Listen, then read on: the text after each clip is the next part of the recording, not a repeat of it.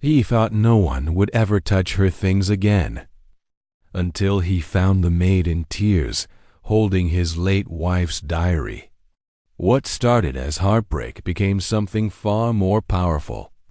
The mansion was quiet, the kind of quiet that clings like dust.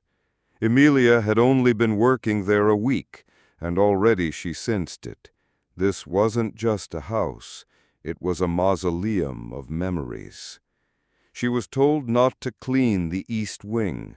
Leave that room alone, the housekeeper warned.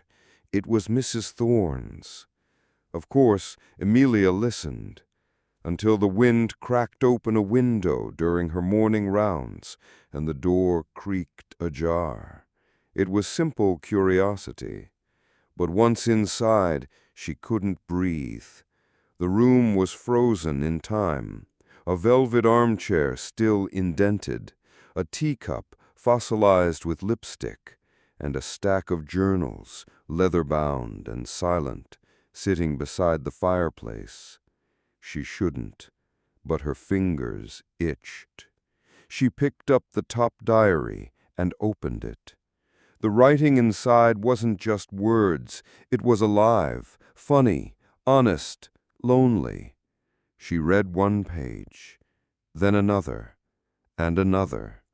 Tears gathered, and that's when the door slammed shut behind her. She spun around. He was there, Lucas Thorne, the cold, reclusive billionaire who hadn't written a word since his wife died. His eyes landed on the diary in her hands. Silence. Then finally he spoke. "What page were you on?" Emilia froze, the diary still in her hands. Her mouth opened, but no words came. What could she say? That she ignored warnings? That she crossed a line? I'm sorry, sir. I didn't mean to." But Lucas didn't raise his voice, didn't move. He simply walked into the room and sat in the chair across from her, the very one his wife used to sit in, journals stacked beside her like kindling. He looked tired. "I haven't been in this room in 2 years. Didn't think anyone would." Emilia started to back away, diary still clutched. "You were crying," he said. She stopped. "It was her words," Emilia whispered. They were beautiful, honest, like she was trying to say something but couldn't finish." Lucas turned his gaze to the window. For a long time he said nothing. Then, gently, "She didn't finish it." Emilia looked down at the diary. The last page stopped mid-sentence. Lucas leaned forward. "You read her voice like you knew her. I don't know why, but I want you to help me hear it again." Emilia blinked.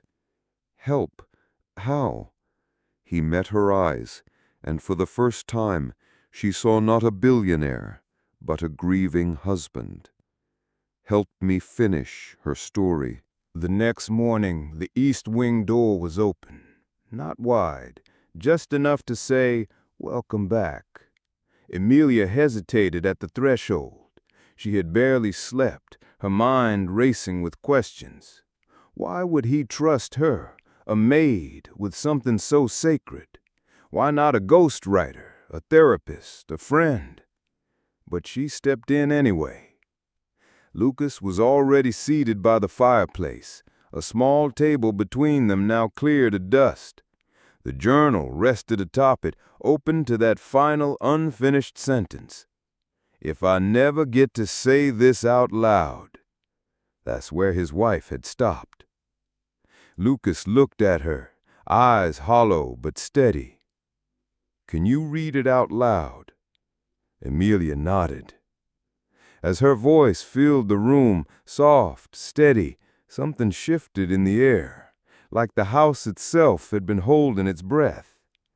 Page after page she read, laughter, pain, secrets. And then Silence. She closed the journal. Lucas leaned forward. Now, can you write what comes next? Her eyes widened. Me? You said you felt like she was trying to say something. Finish the sentence. Say it for her. Amelia hesitated, then picked up a pen. She placed it to the page and wrote, "If I never get to say this out loud, please don't stop listening to me, even when I'm gone." Lucas exhaled like he hadn't in years, and for the first time since her death, her voice, through Amelia, spoke again. Days turned into a rhythm. Each evening, after the rest of the staff had gone, Amelia would return to the East Wing. Lucas would be waiting, never rushed, never demanding, just present. She read from the journals. He listened. Sometimes he added a memory. Sometimes he just stared out the window, silent, as if still speaking to her in his head. Then came the night Amelia asked, why did she stop writing? His jaw tightened. She didn't stop writing. She died. A long pause. She had cancer, kept it from me until the end. Didn't want me to mourn her while she was still here. Amelia's eyes welled. She wrote, he added, until the day before she collapsed. I found her in this room, pen still in hand. Amelia closed the journal gently. I think she knew you'd finish it, she said softly. Lucas looked at her, really looked. No, I think she knew someone would. For the first time, the weight of the room, the sorrow baked into the walls, didn't feel unbearable. It felt shared. Amelia didn't go into the East Wing the next night. She stayed in the staff quarters, journal clutched to her chest, unsure if she had crossed a line. Her words on that last page, were they comforting or intrusive? She was just a maid. What right did she have to step into someone else's goodbye? But Lucas came to her, not with anger, with a box. Old, wooden, carved initials on the lid. C.T. My wife's unpublished drafts, letters. She always thought they'd be too personal. But I think she'd want someone like you to see them now. Amelia opened the box slowly. It was full of her, the wife, the woman, the writer. Words full of longing, pages that begged to be read. She was more than I ever saw, Lucas said, voice thick. You're helping me meet her again. Amelia swallowed the lump in her throat. I'm not replacing her, she said. I know. But maybe you're helping me remember who I was when I loved her. For the first time, she realized this wasn't just about a book. This was about healing, and maybe, if they weren't careful, about something more. The next session was different. Lucas didn't sit. He paced. Amelia noticed his hands trembling ever so slightly, the way grief sometimes crept up on him like a memory pretending to be a dream. She waited. Then finally, he said, Read the letter. It was one of the new pages from the wooden box, dated 2 weeks before his wife died, addressed not to Lucas, but to the woman she didn't know would find it. Amelia's voice shook as she read, If someone else finds this, I hope you're kind. I hope you don't flinch when he forgets how to smile. I hope you remind him what it sounds like to laugh, even if it's not because of me. Lucas sat down slowly. Amelia looked at him, heart racing. Did she know? Emilia asked softly. That I wouldn't be alone forever? He replied, staring at the fire. She knew. She just hoped whoever came next would understand she was still part of me. The silence stretched. Emilia closed the letter. She wasn't afraid to be remembered, only to be erased. Lucas turned to her, and for the first time he smiled. Just barely, but it was real. And in that moment something shifted again. Grief and love weren't fighting anymore. They were beginning to coexist. The manuscript was nearly complete. Emilia had transcribed every letter, every journal entry, and helped Lucas bridge the missing pieces, not as a ghostwriter, but as a companion to the voice left behind. They called it The Unfinished Pages. One morning, Lucas received a call from his former publisher. He hadn't answered in years, but this time he picked up.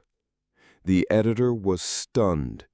This feels like her, Lucas, but stronger, fuller. There's something new in these pages. Lucas glanced across the room at Emilia, who was reviewing one of the final chapters in silence. She had help, Lucas admitted. The editor's tone shifted. You mean a co-author? Lucas hesitated. She doesn't want credit. Then she's the first real writer I've met in 20 years, the editor replied, almost laughing. Lucas hung up with a soft smile. Later that day, Emilia asked, "What did they say?" He looked at her for a moment before answering. They said, "We made her proud." Her expression softened. You said, "we." I meant it. Then he held out the title page, and there it was. By Celeste Thorne, with contributions by E.M. She blinked. He raised an eyebrow. I never said you had to be anonymous. Her fingers brushed the page, and for the first time she saw her name beside someone else's legacy, not as an intruder, but as a bridge. The day of the book launch arrived. Quiet and tasteful, just as Lucas requested. No press circus, no paparazzi. Just a circle of close friends, literary people, and a few curious readers who had followed Celeste Thorne's early work before it faded from public memory. Emilia stood near the back, her dress modest, her hands shaking slightly as she clutched her small purse. She hadn't told anyone she'd written a word of it. She didn't expect to be acknowledged. But then Lucas took the stage. He spoke slowly at first, not like a man performing, but like someone remembering. She used to say life was just a series of unfinished pages, and that sometimes we need someone brave enough to pick up the pen when we no longer can. He looked straight at Emilia. She was my beginning, but someone else helped me find the ending. Murmurs filled the room. Then he turned to the crowd and gestured. Please meet the one who brought this book to life, Emilia. She froze. Every eye turned to her. Somewhere between embarrassment and awe, she stepped forward. Lucas offered his hand, not romantically, not formally, but like someone saying, I see you. You are part of this now. And in that moment, the shy maid who once read another woman's words stood before a crowd, not in someone else's shadow, but finally in her own light. Lucas invited Emilia back to the East Wing. For the first time, the room felt warm. No longer a shrine, no longer haunted, Just real. They sat across from each other, the original diary between them. Emilia ran her hand over the worn leather cover. "Do you ever wonder what she would have written if she had one more page?" Lucas nodded. "Every day." Emilia opened the diary to the last blank page, looked at him. "You should write it." He hesitated, then took the pen, and in small, careful letters he wrote, "Thank you for letting someone else love me back to life." He closed the book gently, like it was sacred. Emilia sat in silence beside him. No declarations, no confessions, just the quiet understanding of two people who had walked through grief and found something unspoken on the other side. Lucas looked at her. "She'd like you, you know." Emilia smiled softly. "I like her too." And in that moment, the three of them, the wife, the husband, the stranger who became something more, all shared the room. Weeks passed. The book became a quiet bestseller, not a viral hit, but the kind of story passed hand to hand, whispered about in book clubs, tucked gently into suitcases for long flights. The unfinished pages touched people, but it did something more for Lucas and Emilia. It gave them closure and something else, a beginning. One morning, Lucas left a small wrapped package outside Emilia's door. No note, just her name in his handwriting. Inside was a journal, blank, elegant, with a green ribbon binding. The first page read, "This time the story starts with you." She smiled, walked into the east wing, now a writing room again. Lucas was already there, 2 mugs of tea on the table. No more ghosts, no more fear of forgetting. Just 2 people, choosing to write forward instead of looking back. And as Emilia sat down beside him, pen in hand, she asked, "What should we call it?" Lucas smiled. "Whatever you want. You're the author now." And just like that, she wrote the first line.